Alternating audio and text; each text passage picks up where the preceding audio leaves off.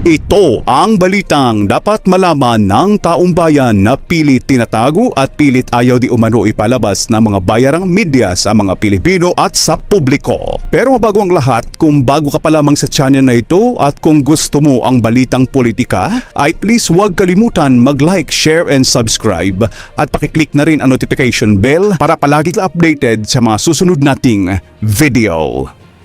Mag-init ang plenaryo ng Senado ngayong araw matapos magkaroon ng matinding bangayan sa pagitan ni Senadora Amy Marcos, Meg Zubiri at Tito Soto III. Ang mainit na usapin ang umano'y patuloy na propaganda at minamadali na kilos para sa charter change o CHA-CHA. Nagsimula ang tensyon sa pribilehiyong talumpati ni Senadora Amy Marcos kung saan hayagan niyang binatikos ang mga pundo at advokasya na tila ginagamit upang pwersahin ang pagbabago sa saligang batas. Ayon kay Amy Marcos, ang mga nakatagong interes na pilit pinapalalabas na boses ng mga mamamayan ang nagsusulong ng CHA-CHA sa pamamagitan ng mga mapaninlang na patalastas at propaganda. Hindi pinalampas sa Senador Meg Zubiri ang mga patama at agad na tumayo ang dating pinuno ng Senado upang ipagtanggol ang integridad ng institusyon at ang kanyang naging track record noong siya pa ang nakaupo bilang Senate President. Sumandali ring uminit ang palitan ng salita nang ungkatin ang mga nakaraang pirmahan at ang kontrobersyal na People Initiative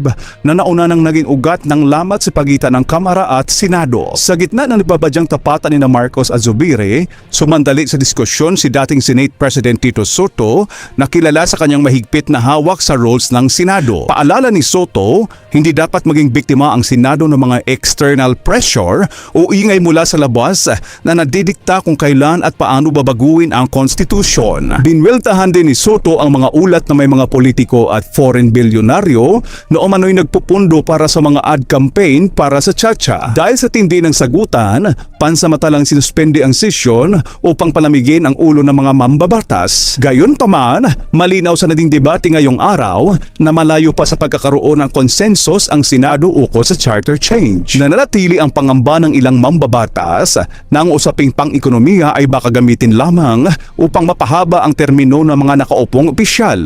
Inaasahang magpapatuloy ang mainit na tarakayan sa mga susunod na araw habang papalapit ang mga nakalinyang committee hearing. Para sa mga susunod pang update sa mainit na isyong ito, manatiling nakatutok dito sa Pinas News File. At para sa buong detalye, narito at panoorin natin ang full video.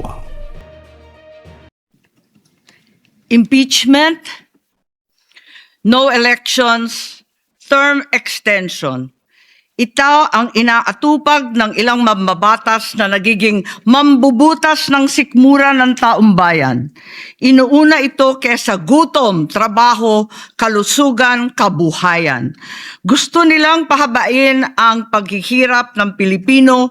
Gusto ata nilang gumapang ang bayan sa dusa, gaya ng paggapang ng mga buhaya sa kaban ng bayan at konstitusyon. Ginoong Pangulo, Ginang Pangulo, hindi ko inaakalang aabot sa punto ng buhay ko na ako, isang Marcos, magtatanggol ng 1987 Constitution, isang saligang batas na isinulat laban sa aming pamilya. Pero sa huling pagbisita ko sa libingan ng mga bayani sa puntod ng aking ama, pinaalala ako ng mga katagang nakasulat sa kanyang himlayan, Pilipino.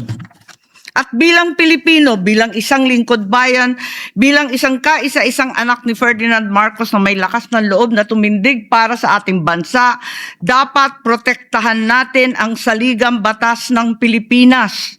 Nitong mga nakaraang linggo, hindi lang ako basta Pilipino, hindi lang ako basta senador, naging reporter pa at vlogger dahil walang mag-cover sa totoong nangyayari. Pero napakaraming nagko-cover up sa mga korap na politiko. Kung meron nakakaalam sa galit ng bayan pagdating sa pagpapahaba ng poder sa kapangyarihan, nasa unahan na ako ng listahan. Hindi ako makakapayag na walang maisabuhay sa mga aral ng kasaysayan. Noong naharang natin ang PI na yan, People's Initiative, noong Enero 2024, hindi naman sila tumigil. Noong 12 ng Agosto 2025, Unang inihayag ni Bongbong Marcos ng ating Pangulo na hindi niya tututulan ang isang Constitutional Convention o CONCON upang ayusin umano ang mga butas sa saligang batas, kasunod ng pahiwatig ng Kongreso na sumusuporta nito. Pagsapit ng Nobyembre, nung nakaraang taon din, naghain na si Congressman Ronaldo Puno at mga miyembro ng NUP, National Unity Party, ng House Bill 5870, naglalayong magpatawag ng Constitutional Convention upang magmungkahi ng mga amyenda sa konstitusyon. Noong ika-30 ng Enero 2026, nagpahayag naman si dating Senate President Soto ng suporta sa pagtalakay ng mga amyenda sa konstitusyon matapos ang desisyon ng Korte Suprema kaugnay ng impeachment laban kay VP Sara Duterte. Agad itong ikinatuwa ng tropang NUP na nagsabing mahalaga ang kooperasyon ng Senado upang maisulong ang mga reforma sa saligang batas. Gayunpaman, noong ika-31 ng Enero 2026, sumagot ang Malacanang, hindi raw prioridad ang charter change o CHACHA dahil nakatutok umano ang Pangulo sa mga isyong pang-ekonomiya. Isang pahayag na inilabas matapos magpahayag ng suporta si SP Soto noon sa pag-amyenda ng konstitusyon. Sa gitna ng debateng ito, naghain noong ika-7 ng Pebrero 2026 yung dating ARTA Rabindranath Kilala ng isang radikal na panukala, buwagin ang Senado, pati na rin ang Kongreso at lahat ng lokal na sanggunian, paltan ng isang National Legislative Assembly, maari umano makatipid ng hanggang 1 trilyong taon-taon. Nung nakaraang buwan, formal din hinikayat ni Congressman Puno at ng NUP ang liderato ng Kamara na simulan ng pakikipag-usap sa Senado hinggil sa charter change sa pamamagitan ng Constitutional Convention. Ginamit pa nila ang pagiging bukas ni SP Soto sa constitutional amendments bilang oportunidad para sa koordinasyon ng dalawang kapulungan. Sa huli, noong ika-14 ng Mayo 2026, mariing itinanggi ng Malacanang ang akusasyon ni Senate President Alan Peter Cayetano na sinusubukan ng palasyo pahinain ang Senado. Binigyan din ng palasyo na hindi pinag-uusapan ng CHACHA at inulit ang pananaw ng Pangulo na hindi ang pag-amyenda ng saligang batas ang sagot sa kasalukuyang problema ng bansa. Ngunit hindi ito ang nangyayari sa labas ng palasyo. Ang NOEL at term extension ay buhay na buhay sa mga patay na patay sa kapangyarihan. Pagkat sa kasalukuyang ika-20, ika-20 Kongreso, maraming panukalang naglalayong baguhin ang konstitusyon. Mula sa House Bill 368 ni Congressman Abante na nagsusulong ng CONCON hanggang sa resolution of both houses number 1 ni Congressman Garbin. Sinundan pa ng resolution of both houses number 2 naglalaman ng mungkahing ibaba sa 35 anyos ang minimum age requirement ng presidente at ang vice-presidente 30 ang edad. Bukod dito, Congressman Richard Gomez naghain ng resolution number 3 upang amyendahan din ang Constitution. Meron pang resolution number 4, nagmumungkahi gawing 3 taon na lamang, 3 magkakasunod na termino ang panunungkulan ng mga senador. Nariyan ang House Resolution 460 ni na Congressman Oreta, Congressman Remulla, Congressman Daza at iba pa na bibigyan linaw daw ang kahulugan ng forthwith sa impeachment. At mula noong Abril, habang hinihikayat ng mga congressman na bumoto sa impeachment, malakas ang ugong ng NOEL sa 2028. Lumutang na rin ang mga detalye. Magte-term extension ang mga congressman at madadagdagan ng 3 taon na mananatiling nakaupo sa pwesto hanggang 2031. Ganon din 2028. Ganon din ang mga senador, pati ang Pangulo. hanggang 2031 na raw. Kung may election man sa 2028, sa lokal na lang. Kaya, Visayas o Mindanao ka man, suportado ng iglesia o hindi, walang problema dahil walang eleksyon. Kaya ang tanong ngayon, ayaw ba talaga ng palasyo sa Chacha o kunwari lang? O talaga bang wala ng respeto sa Pangulo? Bukod kay Lito Banayo, napakarami kong sources patungkol sa mga meeting na naganap para sa sinusulong na Constituent Assembly o CONAS. Mga kalipunan ng mga politikong hindi nananalo sa mga matataas na posisyon, inaambisyon nila. Kung hindi kayang manalo sa boto, baguhin na lang ang konstitusyon. Noon pa man, hindi ako naging hadlang sa pagbabago. Kumpara lamang sa ekonomiya at ikagiginhawa ng buhay ng Pilipino. Pero, magagaling ang mga buwaya.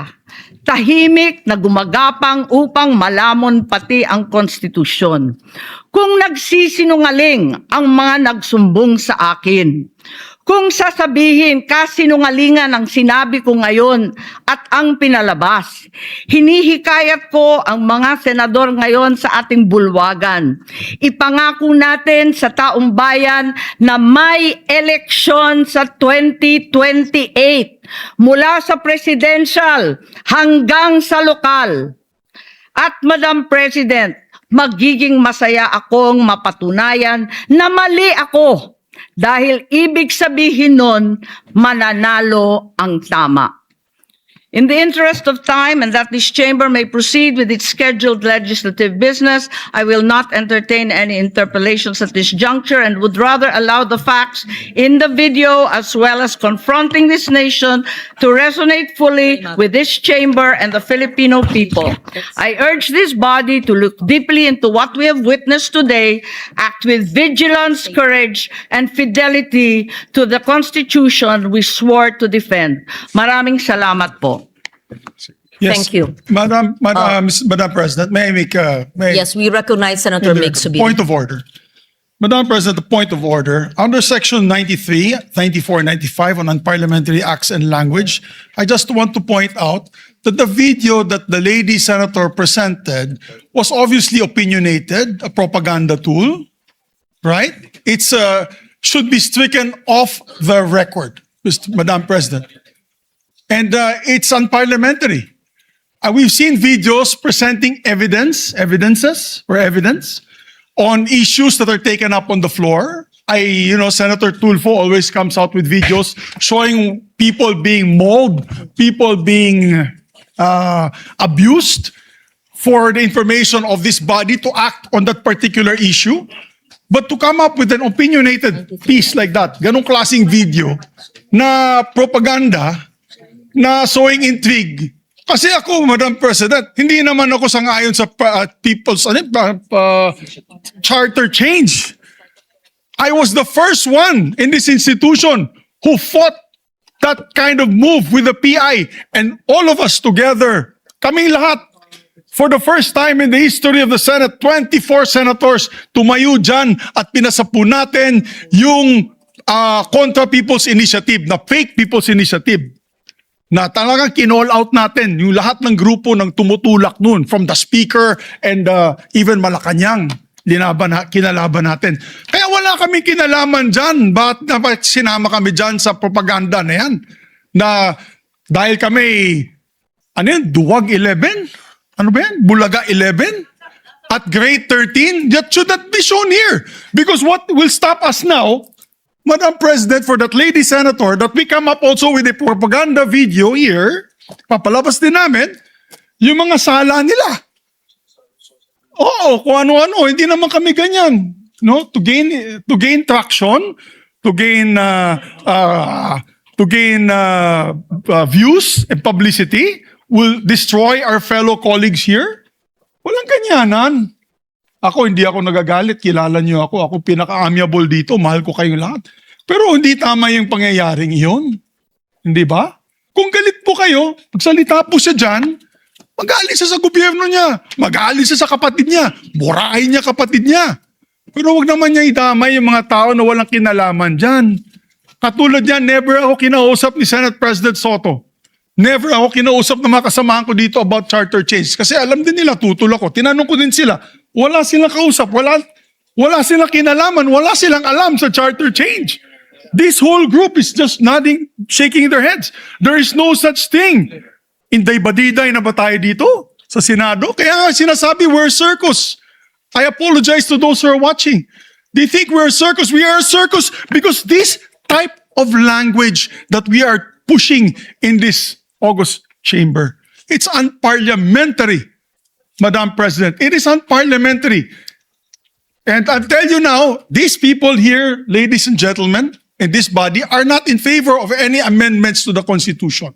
We just want to bring back the integrity of this same chamber. Cannot we discuss that as a group, as a body, that we fight for our integrity, for the good name to be brought back, for people like Jokno, people like Tanyada, people like Aquino, people like Salonga, even Frank Drilon, people like Miriam Defensor Santiago, Joker Arroyo, who stood here for what was the best times of our institution. Have we forgotten that and we've made it already like a circus, Madam Chair? I do not agree. Because I'm not Macamarcos. I'm not, so when you come up with a propaganda tool like that, hitting all of us, it makes us look that we are, nasa panig po kami ng mali at nasa panig po kami ng mga demonyo. Diba? May panindigan po kami lahat dito, Madam President. So therefore, you can see my passion on this. I move to strike the horrible propaganda video off the records of this great institution, Madam President.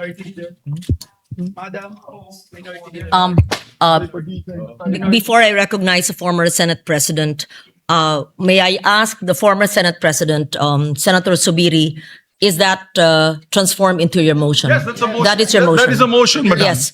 So before we act on your motion, may I hear first from the minority leader Thank and you. then Senator Tulfo? Yes. Is it a Thank you, Your manifestation Honor. or a motion as Thank well? you very much, Your Honor. Well, this is a way of seconding the motion of Senator Subiri. First of all, the presentation, or what we call the editorial video that we witnessed, yes. I would like to take exception of my being mentioned there. Parang lumalabas na parang lahat ng narinig nila or nakipag-meeting sa akin ang speaker o kung sino pa, parang pumayag ako.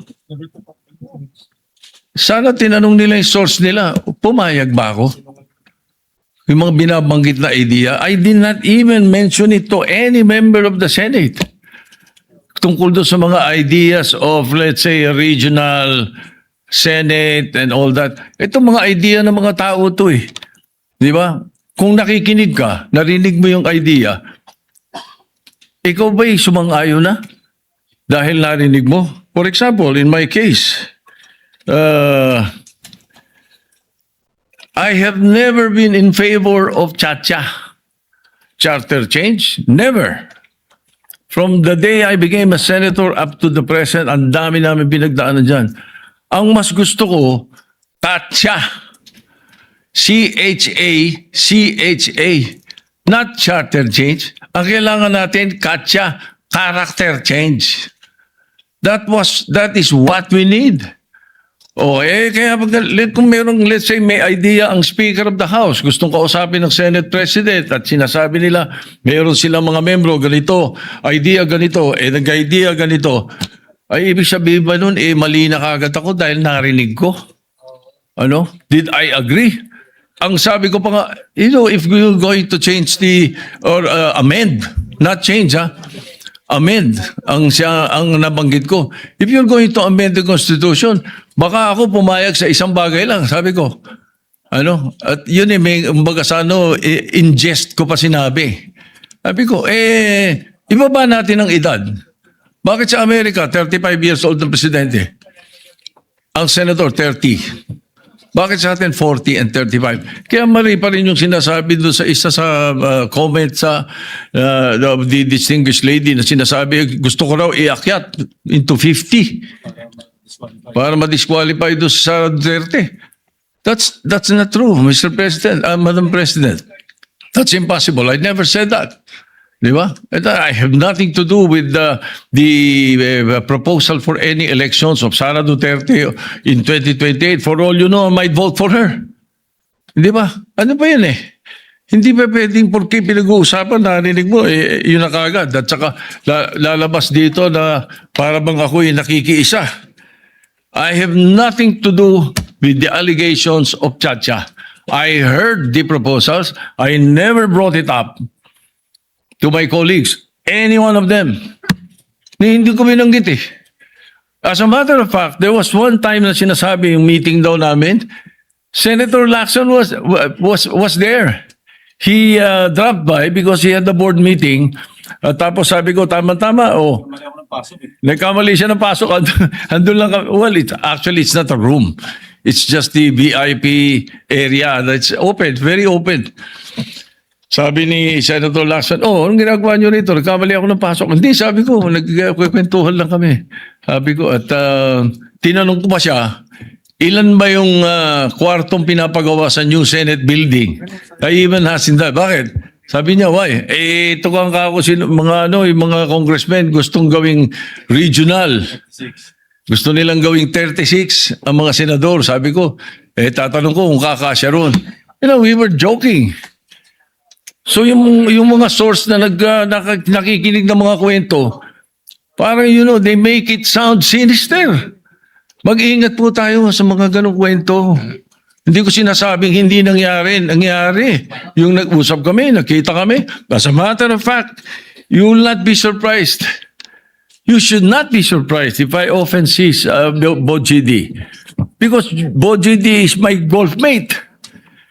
Ang mga golfing friends namin, every now and then, nagkaka-dinner kami.